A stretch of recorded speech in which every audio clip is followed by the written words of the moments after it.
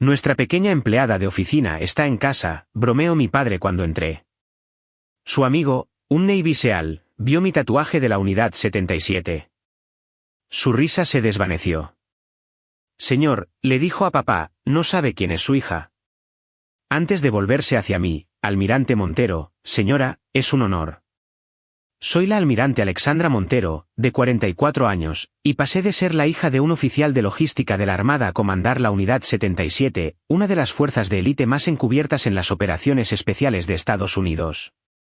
Durante años, intenté enorgullecer a mi padre, enviándole dinero, visitándolo, dejando pasar sus pequeñas bromas sobre mi trabajo de escritorio.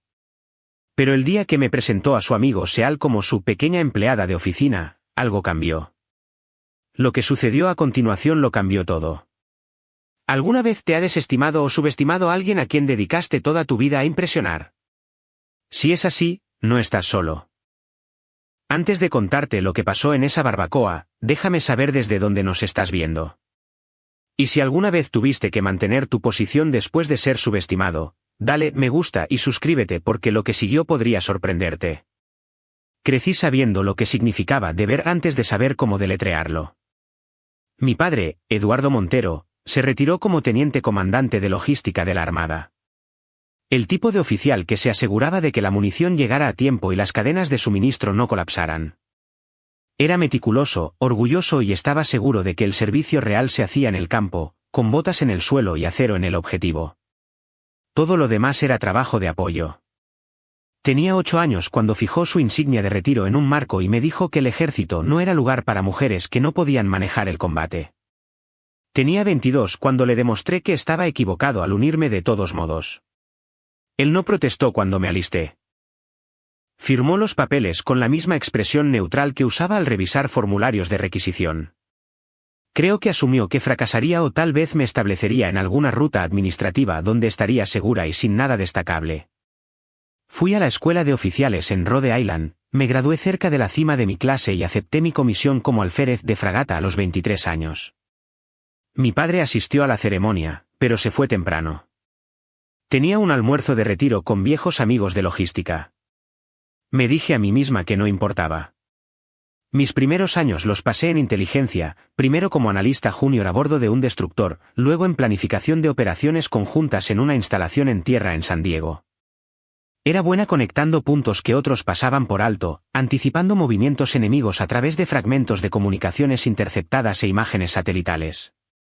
A los 26, era teniente y a los 30, ya era teniente comandante. Coordinaba con equipos SEAL, unidades de reconocimiento de marines, operaciones especiales de la Fuerza Aérea. Aprendí su lenguaje, sus ritmos, la forma en que pensaban sobre el riesgo y la ejecución. También aprendí que no me tomaban en serio hasta que me había probado 3 veces. A los 33, fui seleccionada para el mando de una célula de fusión de inteligencia conjunta en Bahrein. Fue un despliegue que mi padre describió como un trabajo de escritorio en el desierto, cuando se lo conté por teléfono. Él estaba viendo un partido de los Padres. Podía oír al locutor de fondo. No lo corregí. No le dije que mi trabajo de escritorio implicaba coordinar inteligencia en tiempo real para paquetes de ataque que impactaban objetivos de alto valor en 2 teatros. No mencioné las noches que pasaba despierta rastreando activos en territorio hostil o la felicitación que recibí cuando una de mis evaluaciones evitó una masacre. Él no lo habría entendido. O tal vez sí lo habría hecho, y eso era peor. A los 37, era capitán de corbeta, que en términos navales es O5, equivalente a un teniente coronel en el ejército o la Fuerza Aérea. Ya no solo analizaba amenazas. Estaba dando forma a las operaciones. Trabajaba directamente con unidades de guerra especial, a menudo en espacios clasificados donde mi nombre no aparecía en ninguna lista pública. Mi padre sabía que me habían ascendido. Le envié una foto de la ceremonia. Él me respondió con un mensaje de texto: «Felicidades por el ascenso. Tu madre habría estado orgullosa». Mi madre había muerto cuando yo tenía 19 años, 2 semanas antes de graduarme de la escuela secundaria. Ella fue quien me dijo que podía hacer cualquier cosa. Mi padre fue quien creyó que no debería. Cuando cumplí 40, me incorporaron a la unidad 77. No era una unidad a la que aplicabas. Era una unidad que te encontraba. Oficialmente, no existía. Extraoficialmente, era una fuerza de tarea conjunta especializada en operaciones de recuperación clandestina, rehenes, pilotos derribados, activos de inteligencia capturados. Sacábamos a la gente de lugares a los que nadie más podía llegar. Fui nombrada oficial ejecutiva bajo un almirante de 2 estrellas que estaba a 3 años de su retiro. Me dijo durante nuestra primera reunión que me habían seleccionado porque tenía la rara combinación de intuición operativa y paciencia burocrática. «Sabes cómo luchar y cómo esperar», dijo. «Eso es lo que requiere este trabajo». 18 meses después, cuando se retiró, asumí el mando. A los 41, fui ascendida a capitán de navío, o 6. Es el rango que separa a los oficiales de carrera de aquellos destinados a banderas. Mi padre no asistió a la ceremonia. Dijo que tenía una cita con el médico que no podía reprogramar. No insistí. La capitana López, mi segunda al mando, me acompañó como invitada. Después, me preguntó si estaba bien. Le dije que sí. Creo que incluso lo creí.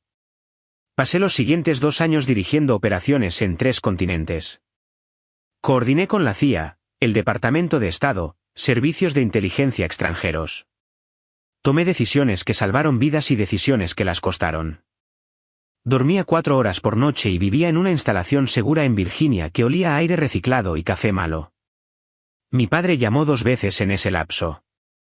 Una vez para preguntar si podía ayudar al hijo de su vecino a ingresar a la Academia Naval. No pude. Y otra vez para contarme sobre una reunión a la que había asistido donde el hijo de alguien acababa de llegar al SEAL Team 6. Eso sí que es un verdadero logro, dijo. Le dije que tenía que irme. Tenía una reunión informativa en 10 minutos. No era una mentira. A los 43, fui ascendida a contraalmirante de la flota, OC 7. Vino con una ceremonia en el Pentágono, un nuevo conjunto de responsabilidades y un discurso del subjefe de operaciones navales sobre liderazgo y sacrificio. Mi padre envió flores. La tarjeta decía, «Felicidades por tu ascenso. Todavía no puedo creer que te hayan dejado llegar tan lejos». Guardé la tarjeta en el cajón de mi escritorio durante 2 semanas antes de tirarla. 6 meses después, me ascendieron de nuevo. Contraalmirante de la flota, OP 8. Es un rango que menos del 1% de los oficiales llegan a ver. Tenía 44 años y era la mujer más joven en ocupar el puesto en el mando de guerra naval especial. La unidad 77 seguía siendo mía, aunque mi papel había cambiado de mando directo a supervisión estratégica. Pasaba más tiempo en salas de reuniones que en centros de operaciones, más tiempo manejando egos y expectativas que misiones. Era un trabajo necesario. No era el trabajo que mi padre entendía. Todavía me llamaba una vez al mes. Las conversaciones eran cortas, superficiales. Él me preguntaba cómo estaba. Yo decía bien. Él me hablaba de su jardín o de sus noches de póker con otros jubilados. Nunca preguntaba por mi trabajo. Nunca ofrecía información. Se convirtió en un ritmo, un guión que seguíamos porque ninguno de los dos sabía cómo romperlo. Me dije a mí misma que era suficiente. Me dije a mí misma que no necesitaba su aprobación. Pero cada vez que colgaba, sentía el mismo vacío que había sentido a los 23, de pie con mi uniforme de gala mientras él se iba temprano para un almuerzo. Le enviaba dinero cuando su pensión no le alcanzaba. Organicé que un contratista arreglara su techo cuando una tormenta lo dañó. Me aseguré de que tuviera todo lo que necesitaba, aunque él nunca lo pidiera. Era más fácil que confrontar la verdad, que había pasado 2 décadas probándome a un hombre que nunca me vería como algo más que la chica que solía organizar sus archivos. Era almirante. Comandaba una de las unidades de élite del ejército estadounidense. Y para él, seguía siendo solo alguien que movía papeles. Ese era el trasfondo cuando regresé a casa de permiso la primavera pasada. No había vuelto en casi un año. Me dije a mí misma que era hora. Me dije a mí misma que tal vez las cosas serían diferentes. Debí haberlo sabido. Las señales siempre estuvieron ahí. Simplemente elegí no verlas. O tal vez las vi y me convencí de que no importaban. Mi padre tenía una forma de restar importancia a las cosas sin parecer cruel. Nunca levantaba la voz. Nunca me insultaba directamente. Simplemente dejaba claro de mil pequeñas maneras que lo que yo hacía no era un servicio real. Comenzó cuando yo todavía era teniente. Volví a casa para Acción de Gracias y me presentó a su grupo de póker como mi hija, la chica de la Armada. Uno de ellos preguntó qué hacía y antes de que pudiera responder, mi padre dijo, análisis de inteligencia. Muchos ordenadores e informes. No exactamente derribar puertas. Los hombres rieron. Sonreí y cambié de tema. Más tarde, cuando intenté contarle sobre una condecoración que había recibido, él asintió y dijo, «Qué bien, cariño». Luego volvió a ver el partido. Para cuando fui capitán de corbeta, el patrón ya estaba establecido. Él se jactaba de los hijos de otras personas, hijos que eran marines, pilotos, SEALS. Hablaba de ellos con una reverencia que nunca usaba para mí. Una vez, en una cena familiar, pasó 20 minutos contando una historia sobre el hijo de un amigo que había completado el entrenamiento BU/S. Eso sí que es un guerrero, dijo. Ese es alguien que realmente ha visto combate. Yo estaba sentada allí. Acababa de regresar de un despliegue donde había coordinado ataques que desmantelaron toda una red de células terroristas. No dije nada. No sabía cómo competir con su versión de heroísmo. Cuando fui ascendida a comandante a los 37, lo llamé para contárselo. Él estaba en una ferretería. Podía oír el ruido de fondo, carretillas elevadoras, anuncios por megafonía. Él dijo, «Eso es genial, Alex. Realmente genial. Oye, tengo que coger algo de madera antes de que cierren. Hablaremos más tarde». No hablamos más tarde. Pasaron 3 semanas antes de que volviera a llamar. Y cuando lo hizo, no mencionó el ascenso. Preguntó si conocía a alguien que pudiera ayudar al sobrino de un amigo a conseguir un trabajo en una base. Le di un número de contacto. Él me dio las gracias y colgó. El punto de ruptura debería haber llegado antes, pero seguí poniendo excusas. Era anticuado. No entendía la estructura militar moderna. Venía de una generación que veía a las mujeres uniformadas como anomalías. Racionalizaba sus desestimaciones como ignorancia, no como malicia. Pero la verdad era más simple y más dura. No respetaba lo que yo hacía porque no lo veía como algo real. Cuando fui ascendida a capitán a los 41, lo invité a la ceremonia. Le envié los detalles con 2 meses de antelación. Llamé para confirmar una semana antes. Él dijo que estaría allí. La mañana de la ceremonia, llamó y dijo que tenía una cita con el médico. Ha estado programada durante meses, dijo. No puedo reprogramarla. Le pregunté para qué era la cita. Él dijo que era rutina. No insistí. Le dije que estaba bien. La capitana López se paró a mi lado durante la imposición de insignias. Después, me preguntó si quería ir a tomar algo. Dije que no. Volví a mis aposentos y miré la pared durante 1 hora. Mi padre llamó 2 días después para preguntar cómo había ido. Le di un breve resumen.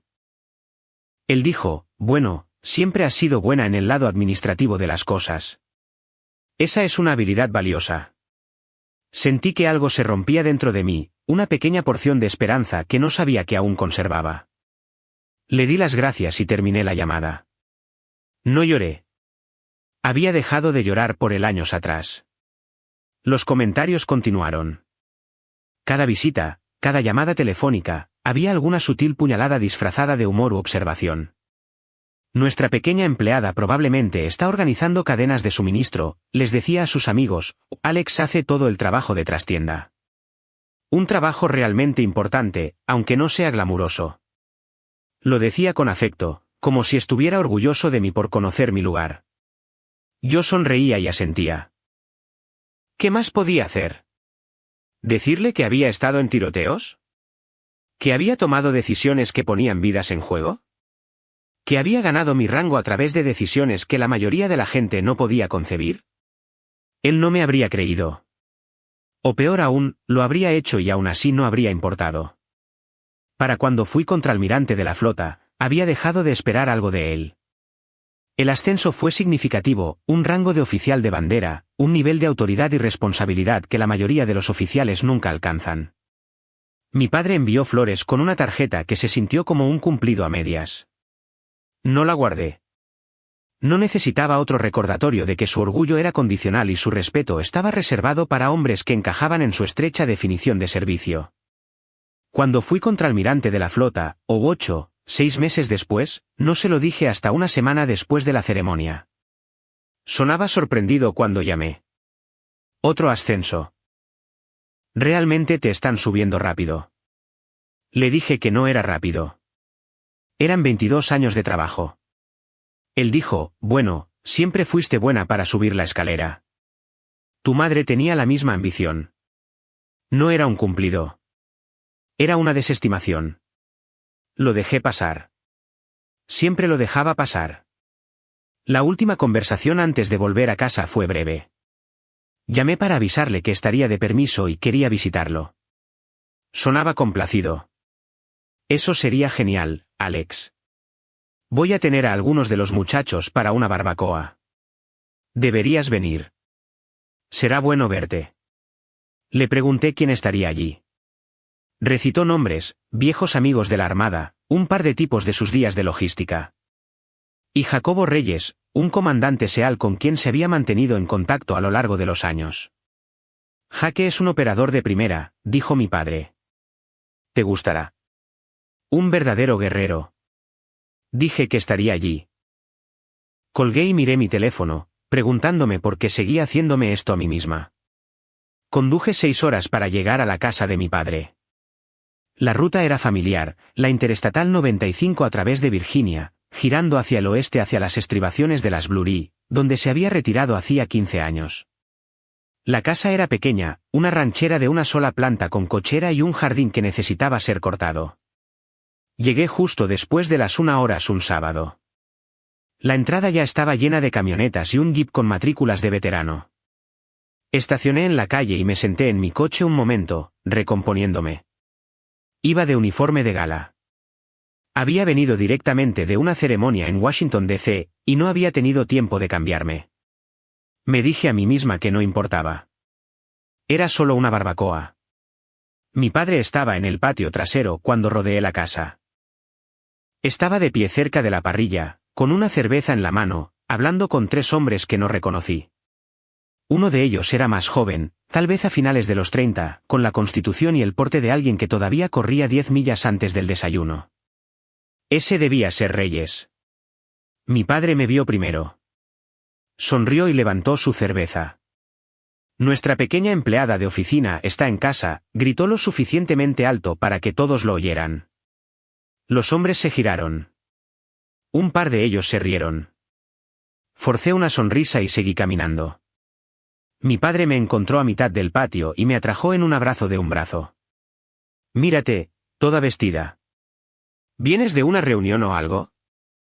Le dije que había estado en una ceremonia de cambio de mando en Washington, D.C.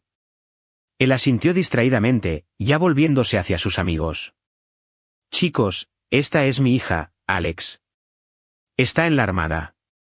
Hace todo el papeleo de inteligencia y coordinación. Un verdadero trabajo cerebral. Uno de los hombres mayores me estrechó la mano. ¿Logística?, preguntó. Le dije, inteligencia y operaciones especiales. Él asintió como si no supiera la diferencia. El hombre más joven, Reyes, dio un paso adelante. Tenía ojos agudos y el tipo de calma intensidad que se ve en los operadores que han pasado años en lugares difíciles. Extendió su mano y la estreché. Comandante Reyes, dijo. Encantado de conocerla, señora. Igualmente, dije. Mi padre le dio una palmada en el hombro. Jaque acaba de regresar de una rotación en el extranjero. No puedo hablar de ello, pero digamos que ha mantenido a los malos en vilo. Reyes sonrió cortésmente pero no dijo nada. Me cayó bien de inmediato. Nos acercamos a la parrilla. Mi padre me dio una cerveza y la conversación cambió a deportes, el clima, los temas seguros habituales a los que los hombres recurren cuando no están seguros de qué decir. Yo estaba al borde del grupo, escuchando a medias, tratando de decidir cuánto tiempo tenía que quedarme antes de poder poner una excusa y marcharme. Fue entonces cuando Reyes vio el tatuaje. Estaba en mi antebrazo izquierdo, justo debajo de la manga de mi uniforme de gala, un tridente con los números 77 debajo. Pequeño y preciso. Me lo había hecho hacía años, cuando la unidad 77 todavía era nueva y todavía estábamos descubriendo lo que éramos. Fue una decisión estúpida en retrospectiva. Se supone que los oficiales no deben hacerse tatuajes de unidad, pero yo era más joven entonces y me pareció importante. Lo había mantenido cubierto desde entonces, pero el uniforme de gala tiene mangas cortas. No había forma de ocultarlo. Reyes estaba a mitad de frase cuando lo vio. Dejó de hablar. Su expresión cambió de casual a algo más. Reconocimiento, tal vez incredulidad. Miró mi brazo durante un largo momento, luego levantó la vista a mi cara, luego de nuevo al tatuaje. Unidad 77, dijo en voz baja. No era una pregunta. Asentí. Así es. El patio se quedó en silencio. Mi padre miró entre nosotros, confundido. ¿Qué es la unidad 77? Reyes no respondió. Todavía me estaba mirando, y pude ver los engranajes girando en su cabeza. Estaba uniendo las piezas. Mi rango, mi edad, el tatuaje, el hecho de que acababa de venir de una ceremonia en Washington, D.C. Cuando finalmente habló, su voz era cautelosa, casi vacilante. Señor, dijo, volviéndose hacia mi padre. ¿Sabe quién es su hija? Mi padre parpadeó. ¿Qué quiere decir? Es Alex. Trabaja en inteligencia. Reyes negó con la cabeza lentamente. Se volvió hacia mí y vi el momento exacto en que hizo la conexión. Su postura cambió. Se enderezó, sus manos cayeron a los costados, y cuando volvió a hablar, fue con el tono formal de alguien que se dirige a un oficial superior. Almirante Montero, señora, es un honor. El silencio que siguió fue absoluto. La boca de mi padre se abrió ligeramente, pero no salió ningún sonido. Los otros hombres se quedaron mirando, procesando lo que acababan de escuchar. Uno de ellos, un hombre mayor con una camiseta descolorida de la Infantería de Marina, me miró, luego a mi padre, luego a Reyes. «¿Almirante?», dijo. «Ella es un almirante». Reyes asintió. «Contraalmirante de la flota». «Oh, espere. Ella comanda la unidad 77. Es una fuerza de tarea conjunta para operaciones de recuperación clandestina. Rescate de rehenes, extracción de activos, misiones de inteligencia de alto riesgo. Si ha oído hablar de ella, no debería haberlo hecho». Me miró de nuevo y había algo cercano al asombro en su expresión. «Señora, trabajé con su gente en Siria hace 2 años. Sacaron a 6 de los nuestros cuando todos los demás decían que era imposible. No sabía qué era». Se detuvo, negando con la cabeza. «Lo siento. No tenía ni idea. No supe qué decir». Miré a mi padre. Estaba pálido. Su cerveza olvidada en la mano. Abrió la boca, la cerró, la abrió de nuevo. «Eres un almirante», logró finalmente. Asentí. «Desde el año pasado». Él parpadeó. «Pero dijiste que trabajabas en inteligencia». «Lo hago», dije. «También comando una fuerza de tarea de operaciones especiales. Lo he hecho durante los últimos 3 años». Me miró como si estuviera hablando un idioma que no entendía. Reyes retrocedió, dándonos espacio, pero podía sentir sus ojos en mí. Los otros hombres se habían quedado en silencio, testigos incómodos de algo en lo que no se habían metido. Mi padre dejó su cerveza en una mesa cercana. Sus manos temblaban ligeramente. «¿Por qué no me lo dijiste?» Quise reír. Quise gritar. En cambio, solo lo miré. Este hombre que había pasado 2 décadas desestimando todo lo que había hecho y dicho. «¿Lo intenté?» La barbacoa no se recuperó. Reyes y los demás hombres se excusaron torpemente en menos de 1 hora. Me estrecharon la mano con una deferencia a la que no estaba acostumbrada fuera de los entornos oficiales, me ofrecieron un rígido «gracias por su servicio» y se fueron. Reyes se quedó más tiempo. Me apartó cerca de mi coche y dijo, «Señora, lo siento». No quise. Lo interrumpí. «No hiciste nada malo, comandante. En todo caso, yo debería agradecerte». Él asintió, pero seguía pareciendo incómodo. «Su padre es un buen hombre», dijo. «Habla de usted todo el tiempo. Está orgulloso de usted». No lo corregí. No tenía sentido. Cuando todos se fueron, volví adentro. Mi padre estaba sentado a la mesa de la cocina, mirando fijamente la nada. La casa estaba en silencio, excepto por el zumbido del refrigerador y el sonido lejano de una cortadora de césped del jardín de un vecino. Me quedé en el umbral un momento, sin saber si sentarme o irme. Él me miró, y por primera vez en mi vida, vi algo que no reconocí en su expresión. No enojo, no desprecio, sino vergüenza. «No lo sabía», dijo en voz baja. Saqué una silla y me senté frente a él. «¿No preguntaste?» Él se encogió. Fue un pequeño movimiento, apenas perceptible, pero lo vi. Pensé, se detuvo, negando con la cabeza. Pensé que estabas haciendo trabajo administrativo. Coordinación. No sabía qué eras, gesticuló vagamente, incapaz de terminar la frase. Una oficial de bandera, ofrecí. Una comandante de una unidad de operaciones especiales. Alguien que ha pasado los últimos 20 años haciendo exactamente lo que dijiste que las mujeres no podían hacer. Él desvió la mirada. No dije eso. No tenías que hacerlo. Las palabras salieron más afiladas de lo que pretendía, pero no las retiré. Cada vez que intentaba decirte lo que hacía, cambiabas de tema. Cada vez que volvía a casa, me presentabas como tu empleada. Descartaste cada ascenso, cada despliegue, cada parte de mi carrera como si no importara. Así que, no, papá. No lo dijiste. Pero lo dejaste muy claro. Estuvo en silencio durante mucho tiempo. Cuando finalmente habló, su voz era quebrada. No quise, se detuvo de nuevo, luchando. Pensé que te estaba protegiendo. Pensé que si no le daba mucha importancia, no te harías daño cuando las cosas no salieran bien. Lo miré fijamente. Las cosas salieron bien. Soy un almirante.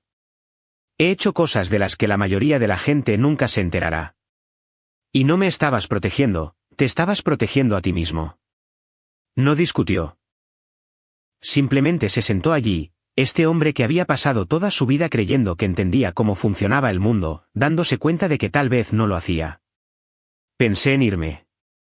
Pensé en salir y no volver nunca. Pero había algo en su rostro, alguna pequeña grieta en la armadura que había llevado durante tanto tiempo, que me hizo quedarme. ¿Por qué no viniste a mis ceremonias?, pregunté. ¿Por qué nunca preguntaste qué hacía realmente? Se frotó la cara con ambas manos. No lo sé, dijo. Supongo que tenía miedo. ¿De qué?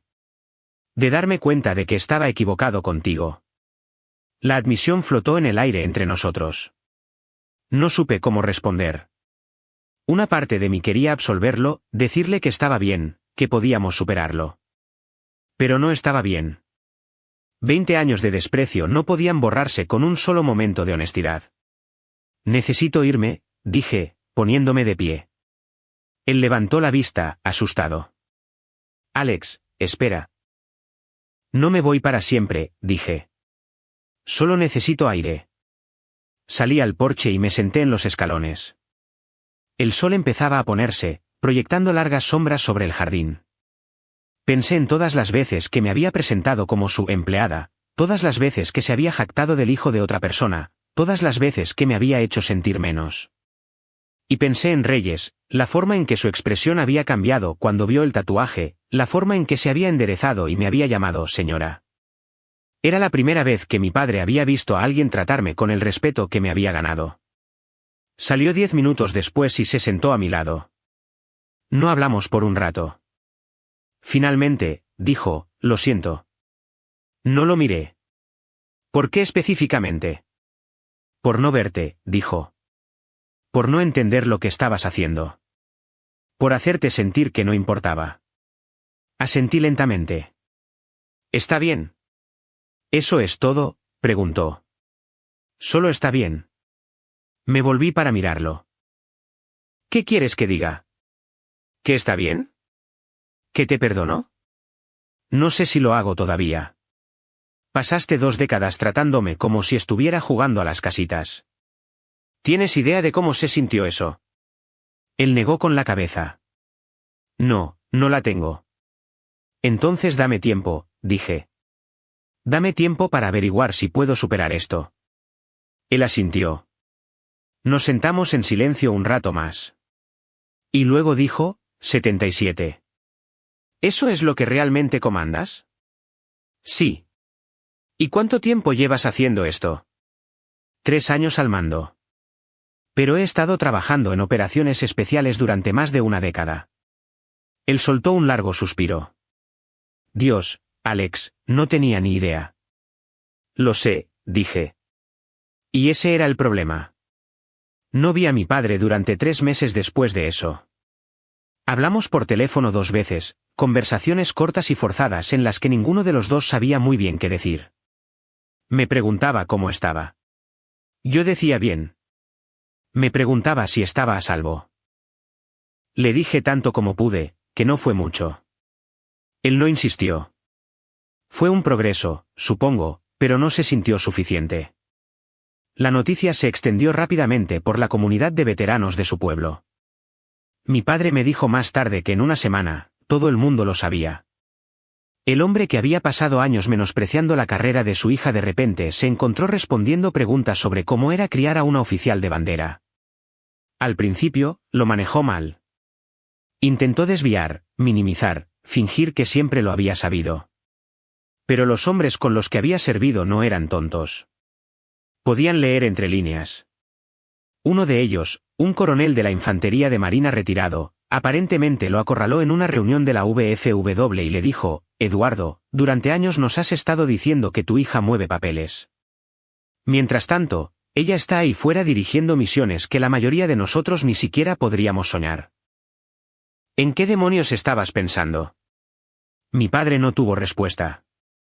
Me llamó esa noche, y por primera vez en mi vida, sonó pequeño. Todos lo saben, dijo. Todos están hablando de eso. Yo estaba en mi oficina en ese momento revisando los informes de una operación en el Cuerno de África. Dejé mi bolígrafo y me recosté en mi silla.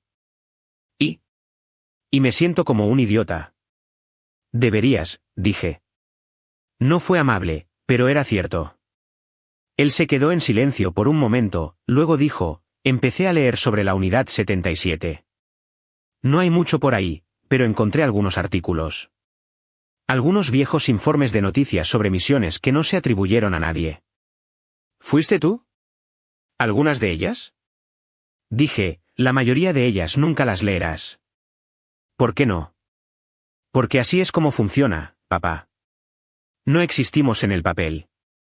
Hacemos los trabajos que nadie más puede hacer, y luego desaparecemos. Ese es el punto. Él soltó un largo suspiro. No tenía ni idea. Pensé, se detuvo. No sé qué pensé. Sentí que algo se movía dentro de mí entonces, un pequeño alivio de la ira que había estado cargando. Estaba intentándolo. Era torpe e inadecuado, pero lo estaba intentando. Papá, dije, necesito que entiendas algo. No hice esto por reconocimiento. No lo hice para demostrar que estabas equivocado. Lo hice porque importaba. Porque la vida de la gente dependía de que alguien tomara decisiones difíciles, y yo estaba dispuesta a tomarlas. Pero hubiera sido agradable saber que tú lo veías, que lo respetabas. Ahora lo hago, dijo. Sé que eso no arregla nada, pero lo hago. Está bien, dije. Eso es un comienzo. Hablamos durante otros 20 minutos. Hizo preguntas cuidadosas y tentativas sobre mi trabajo, mi rango, lo que significaba comandar una unidad como la 77. Respondí lo que pude. No fue una reconciliación completa, pero fue la primera conversación real que habíamos tenido en años. Durante los meses siguientes, algo cambió. Empezó a llamar más a menudo y las llamadas se sentían diferentes.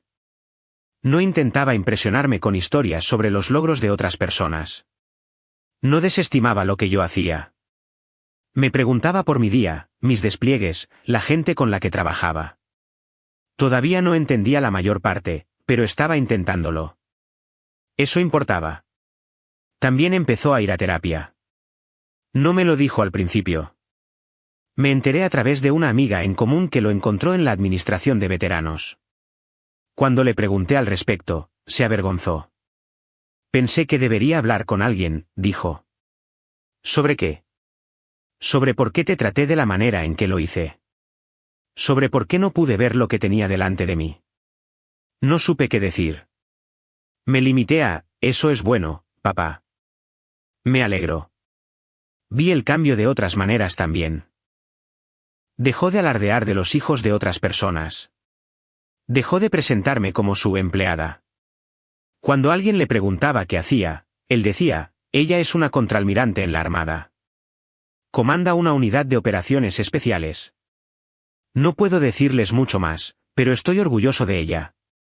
La primera vez que lo escuché decir eso, casi lloré. Pero el orgullo no era lo mismo que la comprensión. Y el respeto no era lo mismo que la reparación. Todavía había momentos en que lo veía mirándome como si no me reconociera, como si la hija que creía conocer hubiera sido reemplazada por alguien completamente diferente. Tal vez eso era cierto. Tal vez había cambiado tanto que la chica que recordaba ya no existía. O tal vez nunca existió. Me sumergí en el trabajo. Era más fácil que lidiar con el desorden en casa. Tenía operaciones que planificar, gente que proteger, misiones que ejecutar. La Unidad 77 llevó a cabo 3 operaciones importantes en esos meses, todas exitosas. Rescatamos a un periodista secuestrado en Yemen, extrajimos un activo de inteligencia comprometido de Europa del Este y recuperamos materiales sensibles de un dron de reconocimiento derribado en el mar de China Meridional. Cada una requirió precisión, coordinación y un nivel de gestión de riesgos que me mantenía despierta por la noche. Pero funcionaron. Mi gente regresó a casa. Eso era todo lo que importaba. La capitana López notó que yo era diferente. Estábamos revisando informes de postacción una tarde cuando me dijo, ¿está bien, señora? Parece distraída. Le dije que estaba bien. Ella no me creyó. Si necesita hablar. No, dije, luego más suave. Pero gracias. Ella asintió y volvió a los informes, pero pude sentir que me estaba observando. López era buena leyendo a las personas. Era una de las razones por las que la había elegido como mi segunda. Ella sabía cuándo presionar y cuándo dejar ir las cosas. Ella dejó pasar esto. Esa noche, sola en mis aposentos, pensé en mi padre. Pensé en la forma en que me había mirado en ese porche, la vergüenza en sus ojos, la disculpa que no sabía cómo dar.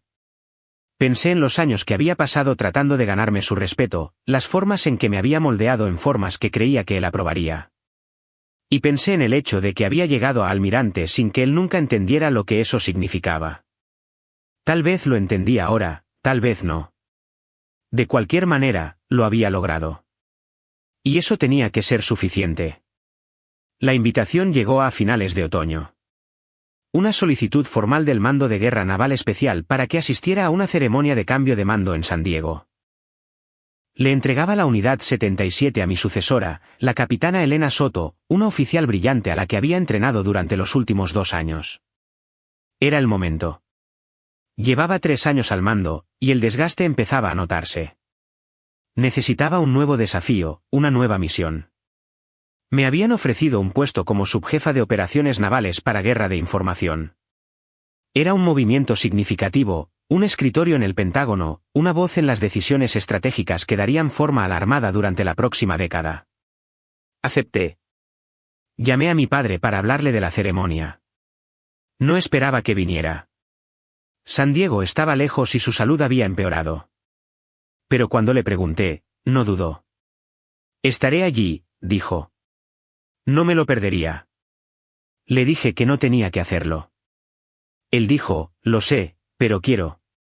La ceremonia estaba programada para principios de diciembre, una mañana fresca de sábado en la base anfibio naval de Coronado. El cielo estaba despejado, el océano visible a lo lejos, el tipo de día perfecto de California que parece sacado de una postal. Llegué temprano, vestida con mi uniforme de gala azul, mi uniforme impecable y mis condecoraciones alineadas. La ceremonia sería formal, con dignatarios, oficiales de alto rango, 1 o 2 discursos. Ya había hecho esto antes, pero nunca desde este lado, nunca como la que se despedía. Mi padre llegó 1 hora antes de que comenzara la ceremonia. Lo vi al otro lado del campo de desfiles, caminando lentamente con un bastón que no sabía que necesitaba. Llevaba su viejo uniforme de servicio, el que había guardado en una funda de ropa durante los últimos 15 años. Ahora le quedaba diferente, más holgado en algunos lugares, más ajustado en otros. Parecía más viejo, más pequeño, pero se mantenía erguido. Cuando llegó a mí, me saludó. Le devolví el saludo y luego lo abracé. No tenías que llevar el uniforme, dije. Quería, respondió. Se sentía bien. No tuvimos mucho tiempo para hablar antes de que comenzara la ceremonia. Lo presenté a algunos de mis oficiales, incluyendo a la capitana López y a la teniente Soto. Él les estrechó la mano con una formalidad que no estaba acostumbrada a ver en él. Cuando López dijo, su hija es la mejor comandante bajo la que he servido, él asintió y dijo, estoy empezando a entender eso. La ceremonia en sí fue precisa y eficiente, como siempre lo son las ceremonias militares. Hubo discursos, uno del almirante de 2 estrellas saliente, uno mío, uno de Soto. Hablé sobre el servicio, sobre la misión, sobre la gente extraordinaria a la que había tenido el honor de liderar. No hablé de mi padre, pero cuando miré a la multitud y lo vi de pie en la primera fila, con lágrimas corriendo por su rostro, sentí que algo se abría dentro de mí. Después de la ceremonia, después de los apretones de manos y las fotos y la obligatoria charla trivial, mi padre y yo encontramos un lugar tranquilo cerca del paseo marítimo. Nos sentamos en un banco con vistas a la bahía, el sonido de las gaviotas y los motores distantes de los barcos llenando el silencio entre nosotros. Él fue el primero en hablar. Debí haberlo sabido, Lex. Era la primera vez que me llamaba así en años. Mi madre solía llamarme Lex. Él había dejado de hacerlo después de que ella murió. ¿Sabido qué? Pregunté. ¿Quién eras? De lo que eras capaz. Debí haberlo visto. Miré el agua. Tal vez, pero no lo hiciste. Tuve miedo, dijo. ¿De ti? De perderte. De que fueras a algún lugar al que no pudiera seguirte. Me volví para mirarlo. He estado yendo a lugares a los que no podías seguirme durante 20 años, papá. Ese es el trabajo. Él asintió. Lo sé. Y lo empeoré fingiendo que no lo veía. Actuando como si lo que hacías no importara. Pensé que si no lo tomaba en serio, no sería real. Y si no era real, estarías a salvo. Pero no estaba a salvo, dije. Estaba en peligro. He estado en peligro durante toda mi carrera. Y nunca lo reconociste porque no podías manejarlo. Tienes razón, dijo. Y lo siento. Nos sentamos en silencio un rato. Luego metió la mano en su chaqueta y sacó una pequeña caja. Me la entregó sin decir una palabra. Dentro estaba su anillo de la Armada, el que había usado durante 30 años. ¿Qué es esto?, pregunté. Es tuyo, dijo. Debí habértelo dado hace mucho tiempo. Papá, no puedo. Sí, puedes, interrumpió. Te lo ganaste. Te lo ganaste más de lo que yo lo hice. Sostuve el anillo en mi mano, sintiendo su peso. Estaba rayado y gastado, el oro opaco por décadas de uso. Olía ligeramente a metal y aire salado. Me lo puse en el dedo. Era demasiado grande, pero no me importó. Gracias, dije. Él asintió, y por un momento, pensé que podríamos estar bien. No sanados, no completos, pero algo cercano a la comprensión. Simplemente nunca pensé que dejarían que alguien como nosotros liderara una unidad así, dijo en voz baja. Me quité el anillo y se lo devolví. Él parecía confundido. ¿Qué? No me lo permitieron, papá, dije. Me lo gané. Hay una diferencia. Su rostro decayó. Miró el anillo en su palma, luego a mí. No quise. Sé lo que quisiste decir, dije. Y ese es el problema. Todavía no lo entiendes. Esto no se trataba de suerte o de que me dejaran entrar. Se trataba de probarme a mí misma cada día durante 20 años. Se trataba de ser el doble de buena para obtener la mitad del crédito. Se trataba de tomar decisiones que habrían roto a la mayoría de la gente y hacerlo sin reconocimiento porque eso es lo que el trabajo requería. Él miró hacia abajo. Lo siento, Alex. No sé cómo hacer esto. No sé cómo ser lo que necesitas. Necesitaba un padre que creyera en mí, dije. Pero me conformaré con uno que esté tratando de entender. Él se quedó en silencio durante mucho tiempo. Luego cerró la mano alrededor del anillo y dijo, lo estoy intentando. Sé que no arregla nada, pero lo estoy. Asentí. Lo sé. Nos quedamos allí hasta que el sol empezó a ponerse, pintando la bahía en tonos naranjas y rosados. No era perdón. Todavía no. Pero era algo. Una grieta en el muro. Una posibilidad. Cuando finalmente nos levantamos para irnos, me ofreció su brazo. Lo tomé y caminamos de regreso al estacionamiento juntos, un anciano con un uniforme anticuado y su hija, la almirante. Ninguno de los dos estaba muy seguro de lo que vendría después, pero dispuestos a averiguarlo. Los meses siguientes fueron un estudio en reconstrucción. Me sumergí en mi nuevo papel en el Pentágono, aprendiendo los ritmos de la guerra burocrática, navegando por la política de la planificación de operaciones conjuntas y la estrategia de guerra de información. Era diferente a comandar la Unidad 77, menos inmediato, más abstracto, pero no menos importante. Las decisiones que tomaba se extenderían por toda la Armada, darían forma a la doctrina y la capacidad durante años. Mi padre y yo hablábamos todas las semanas. Las conversaciones seguían siendo a veces incómodas, a veces tensas, pero eran reales. Hacía preguntas sobre mi trabajo y yo respondía lo que podía. Me contaba sobre sus sesiones de terapia, sobre las cosas que estaba aprendiendo sobre sí mismo. La terapeuta dice que tengo problemas para aceptar cosas que no puedo controlar, dijo una vez. Dice que traté de hacerte más pequeña para no tener que preocuparme por ti. Eso suena bastante bien, dije. Él se rió, un sonido corto y amargo. Sí, lo es. Empezó a leer historia militar, libros sobre liderazgo, sobre mujeres en combate, sobre la evolución de las operaciones especiales. Me llamaba con preguntas sobre cosas que no entendía. Aquí dice que el almirante Grace Hopper inventó los lenguajes de programación de computadoras, dijo una vez. ¿Sabías eso? Le dije que sí. ¿Ella era contraalmirante? Continuó. Igual que tú. Nunca lo supe. Ha habido muchas mujeres haciendo cosas extraordinarias en el ejército, dije. Simplemente lo hemos estado haciendo en silencio. Demasiado en silencio. Él dijo, alguien debería habérmelo dicho. Quise decir que yo había intentado decírselo, que había pasado años intentando que lo viera, pero lo dejé pasar. Estaba aprendiendo. Eso tenía que ser suficiente. En primavera, vino a visitarme a Virginia. Era la primera vez que venía a verme en lugar de al revés. Lo recogí del aeropuerto y condujimos por Arlington, pasando el Pentágono, pasando los monumentos y memoriales que marcaban la capital del poder militar estadounidense. Él miraba por la ventana como un turista, asimilándolo todo. «Trabajas aquí», dijo, más para sí mismo que para mí. «¿De verdad trabajas aquí?» «Sí», dije. «¿Cómo es?» Lo pensé.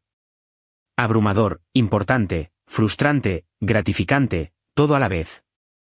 Le mostré mi oficina, un pequeño espacio con una ventana con vistas al río, paredes forradas con condecoraciones y fotos de varios mandos. Se quedó en la puerta un largo momento, solo mirando. «Esto es real», dijo en voz baja. «Esto es realmente real». «Siempre lo fue», dije. Él asintió. «Lo sé. Estoy empezando a entender eso». Cenamos esa noche en un restaurante tranquilo en Alexandria. Con vino y pasta, me habló de su vida, de las cosas de las que se arrepentía, de las formas en que deseaba haber sido diferente. «Fui un buen oficial de logística», dijo. «Pero fui un padre mediocre. Ahora lo veo». «No fuiste mediocre», dije. «Fuiste ausente. Hay una diferencia». Él se encogió, pero no discutió. Tienes razón. Lo fui. Y lo siento. Tomé un sorbo de vino, considerando mis próximas palabras cuidadosamente. Solía pensar que si hacía lo suficiente, lograba lo suficiente, finalmente me verías. Pero el problema no era lo que yo hacía. El problema era que tú ya habías decidido quién era yo. Y nada de lo que lograra podía cambiar eso. Hasta Reyes, dijo. Asentí. Hasta Reyes.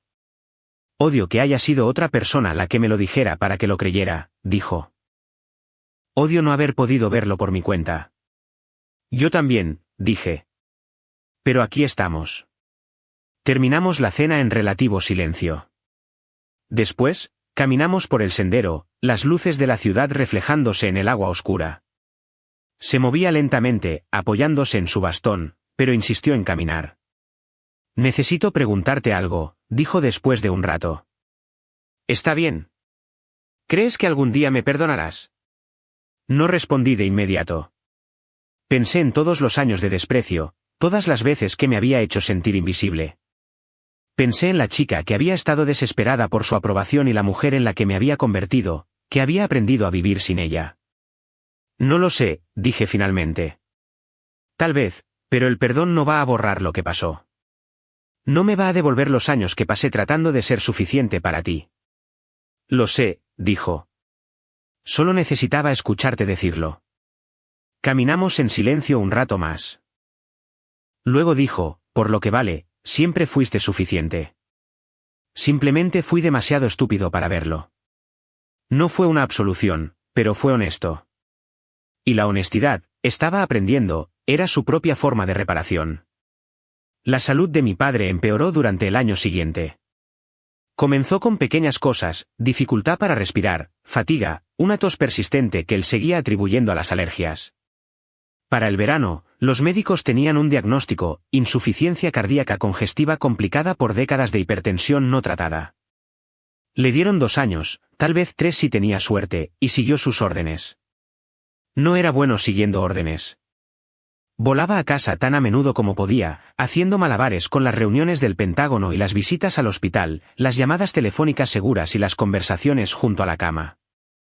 Odiaba que estuviera allí, odiaba que lo viera débil. Tienes cosas más importantes que hacer que cuidar a un anciano, decía. Yo le decía que no había nada más importante, y él negaba con la cabeza como si no me creyera. Pero también hablaba más abiertamente que nunca antes de mi madre, de su propio padre, de las formas en que el trauma generacional se transmite como herencias que nadie quiere pero todos conservan. Mi padre nunca me dijo que estaba orgulloso de mí, dijo una vez. Juré que sería diferente con mis hijos. Y luego simplemente repetí los mismos errores. No tenías que hacerlo, dije. Lo sé, pero es más fácil repetir lo que conoces que construir algo nuevo. Me miró, con los ojos más claros de lo que habían estado en días. Tú construiste algo nuevo. Rompiste el patrón. Tuve que hacerlo, dije. No había otra opción. Él sonrió débilmente. Siempre fuiste terca. Eso lo sacaste de tu madre. En otoño, llevé a la teniente Soto a conocerlo. Ella había asumido el mando de la Unidad 77 con la misma precisión y dedicación que yo había esperado, y quería que él viera lo que venía después, que entendiera que el trabajo continuaba. Él se sentó en su sala de estar, con la cánula de oxígeno en la nariz, y escuchó mientras Soto le contaba sobre una operación reciente. Los detalles clasificados habían sido omitidos, pero la esencia era lo suficientemente clara. Cuando terminó, él asintió lentamente. Estás haciendo un buen trabajo, dijo. Gracias, señor, respondió Soto. Él se volvió hacia mí. Tú la entrenaste. Yo la mentoricé. Ella hizo el trabajo ella misma. Él miró entre nosotros, y vi algo parecido a la admiración en su rostro. Este es tu legado, dijo. No solo las misiones, sino la gente. Yo no lo había pensado de esa manera, pero él tenía razón. Las misiones serían olvidadas, enterradas en archivos clasificados que nadie leería. Pero la gente, los oficiales que había entrenado, los líderes que había formado, ellos continuarían. Ellos eran el legado. Para diciembre, estaba en cuidados paliativos. Pedí una licencia de emergencia y me mudé a su casa, durmiendo en el sofá, gestionando su cuidado, atendiendo llamadas de parientes lejanos que de repente querían volver a conectar. La capitana López se encargó de mis responsabilidades en el Pentágono sin quejarse. «Tómese el tiempo que necesite, señora», dijo. «Nos encargamos de esto». Mi padre entraba y salía de la conciencia esas últimas semanas. A veces se despertaba y sabía exactamente dónde estaba, quién era yo.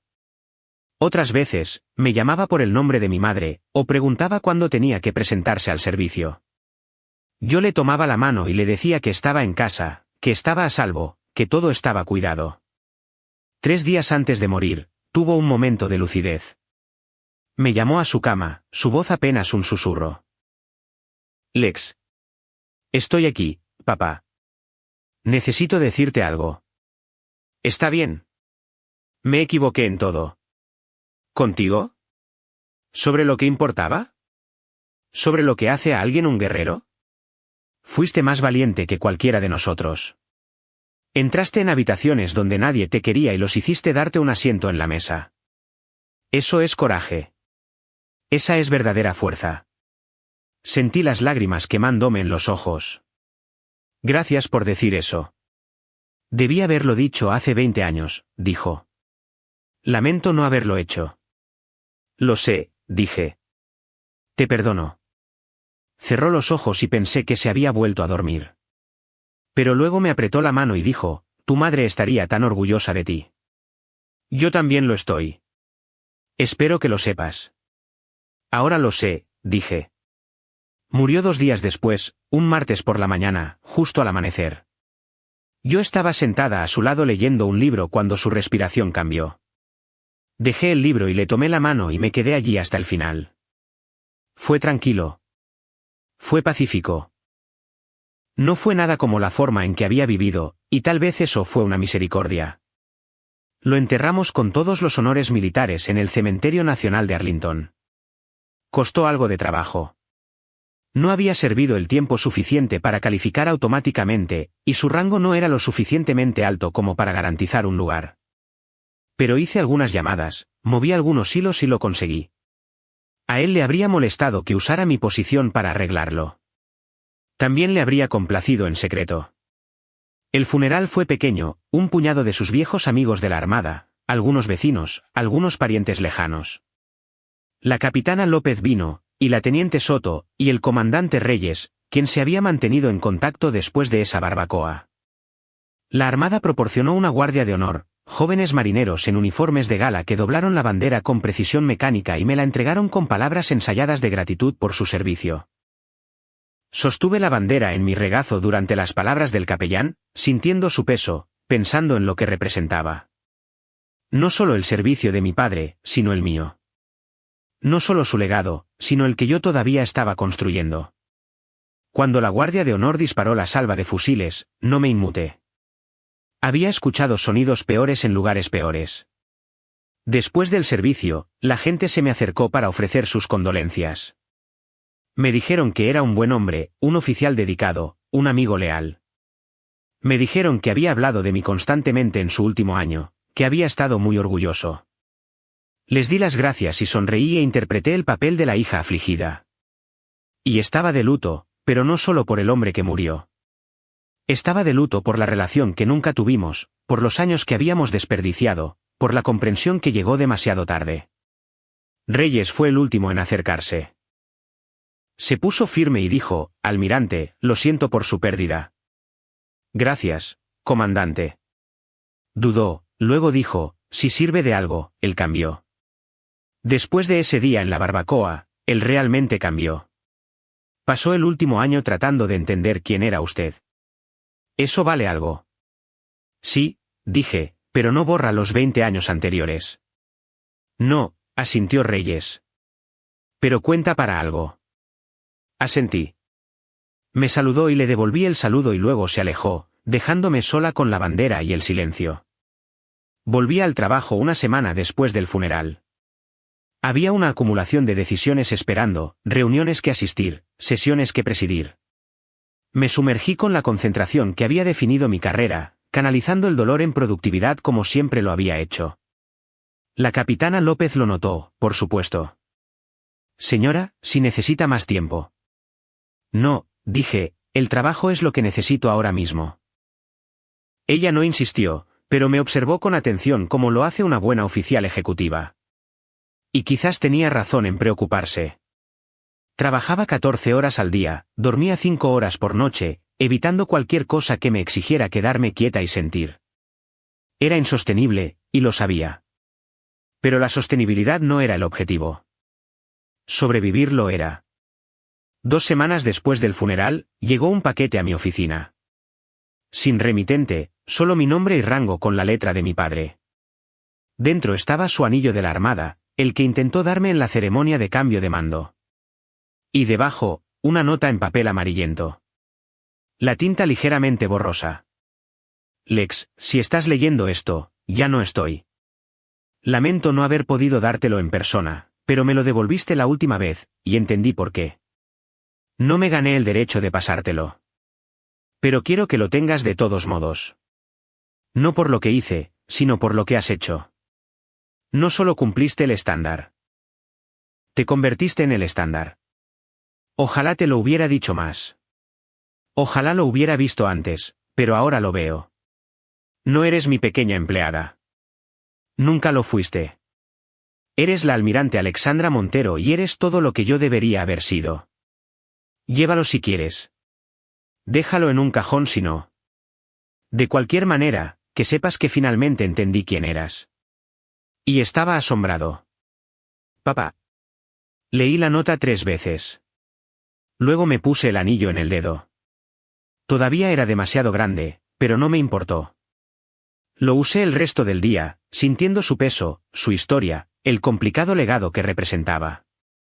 Cuando la capitana López lo notó, no dijo nada. Solo asintió, un pequeño gesto de comprensión. Esa noche, sola en mis aposentos, pensé en mi padre, en el hombre que había sido y en el hombre en el que había intentado convertirse, en las formas en que nos habíamos herido y en la pequeña gracia de su último año.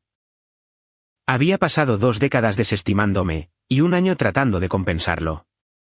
No fue suficiente. Nunca sería suficiente. Pero fue algo. También pensé en mi madre. La mujer que había creído en mí desde el principio, que me había dicho que podía hacer cualquier cosa. Deseé que hubiera vivido para ver en lo que me había convertido. Deseé que hubiera estado allí para los ascensos, las ceremonias, los momentos importantes. Pero tal vez sí lo había estado de alguna manera que no podía medir ni probar.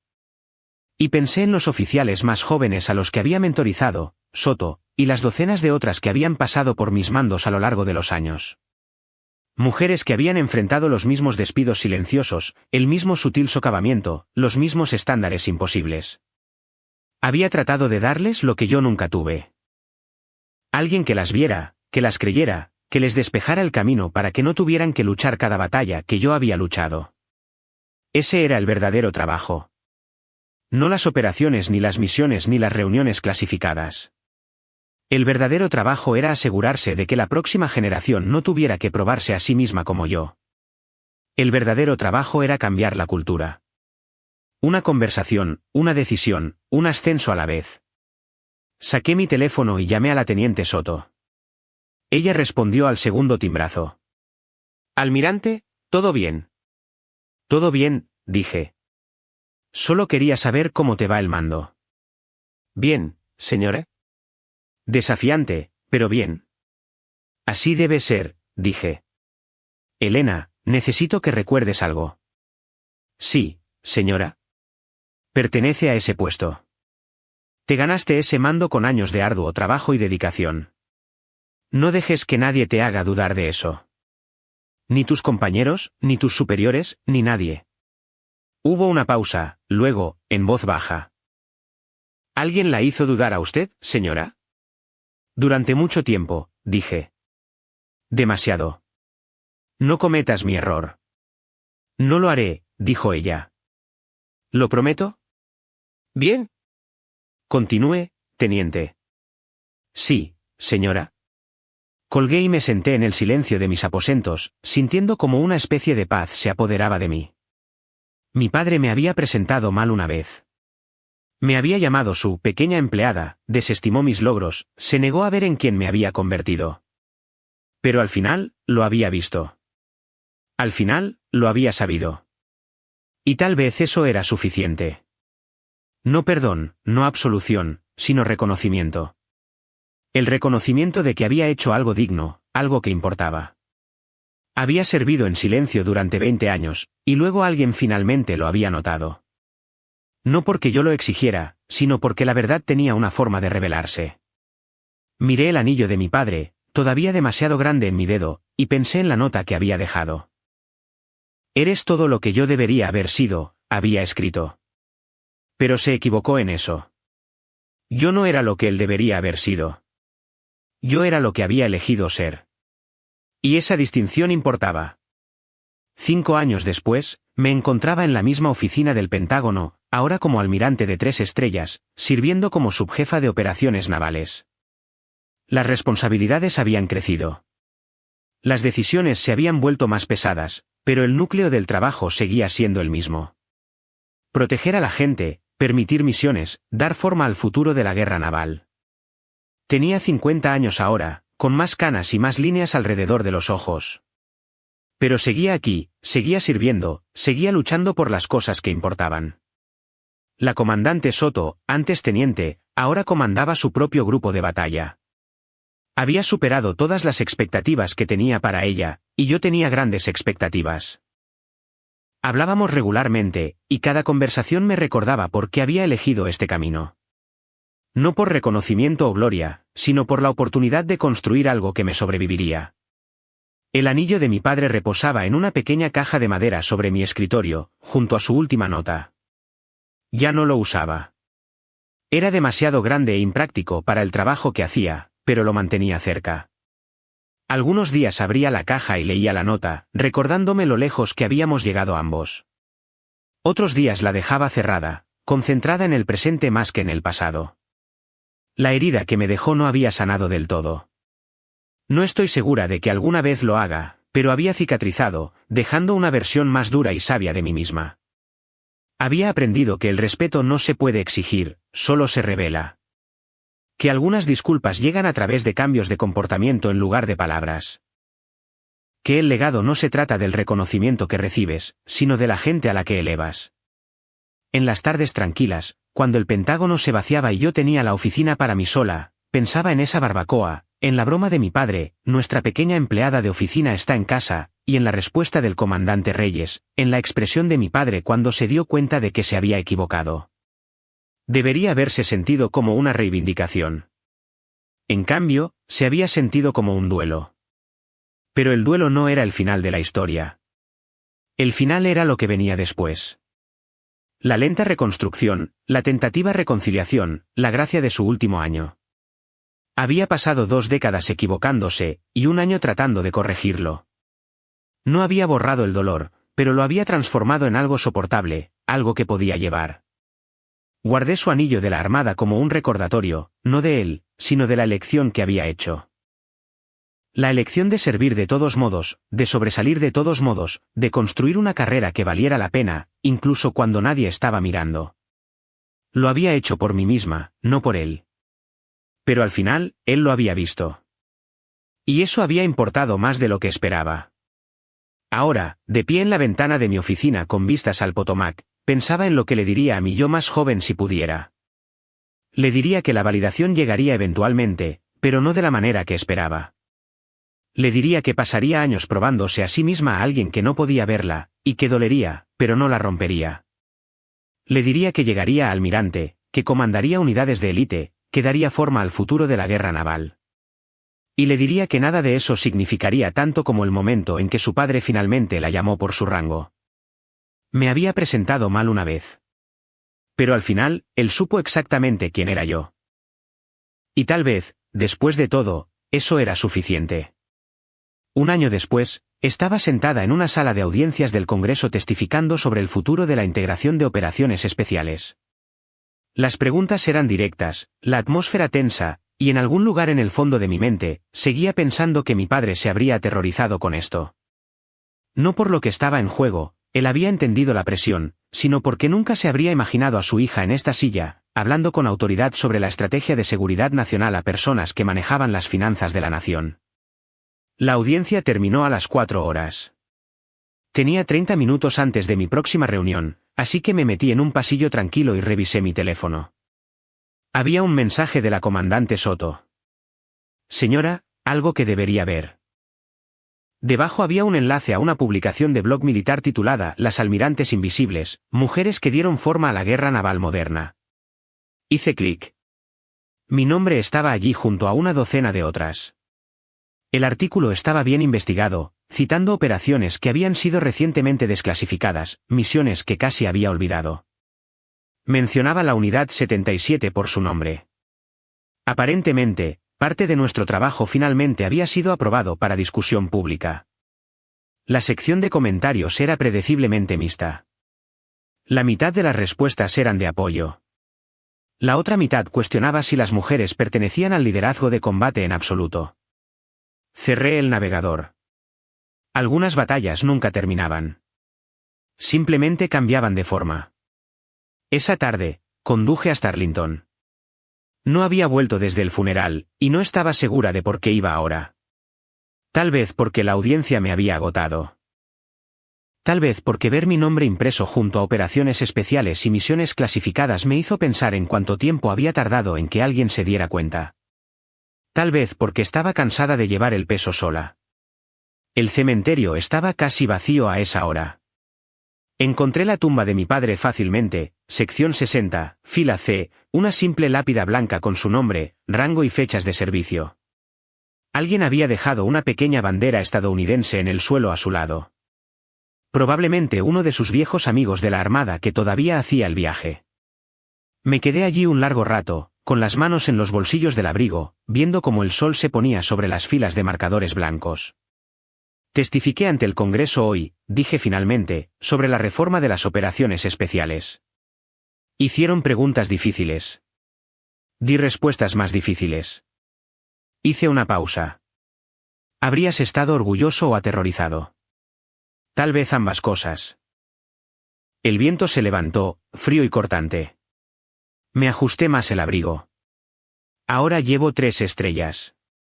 Me ascendieron el mes pasado. Vicealmirante. Soy una de las mujeres más jóvenes en ostentar el rango. Miré la lápida. Pensé en llamarte. Luego recordé que ya no estás para responder.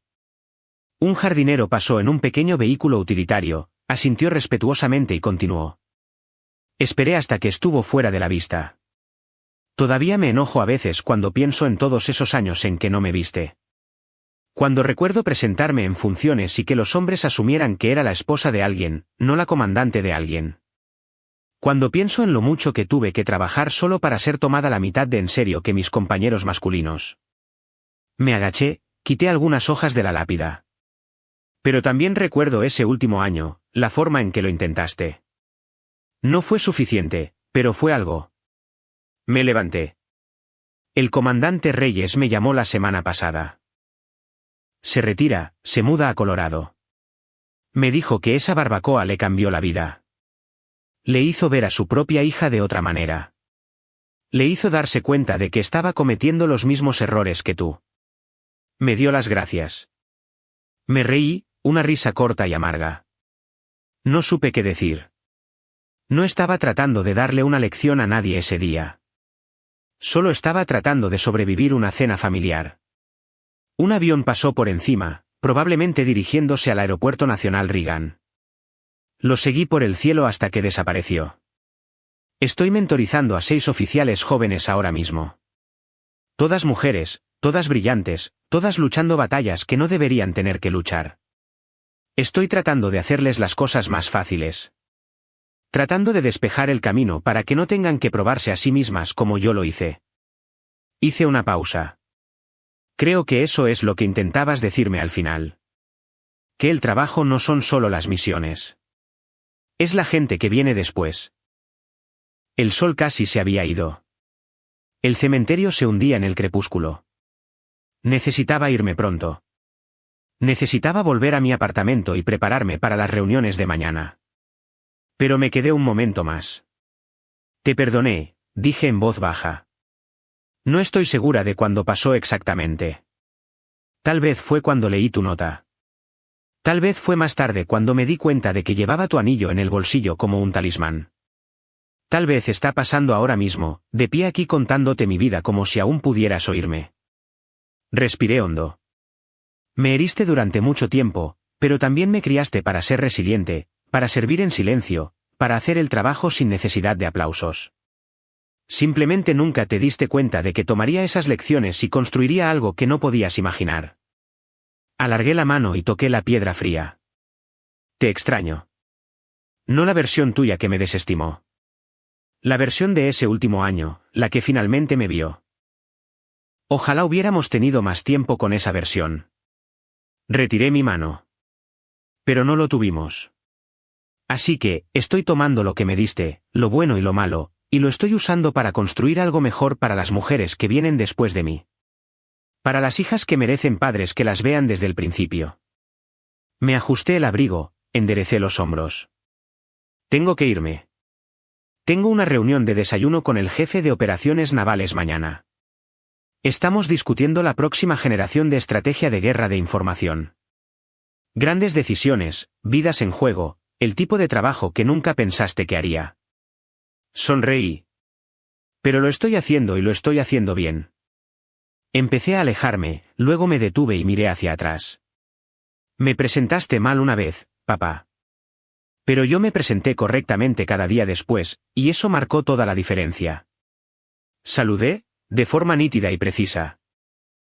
Luego me di la vuelta y regresé a mi coche, llevando su recuerdo y mi propia certeza de que me había ganado cada paso del viaje.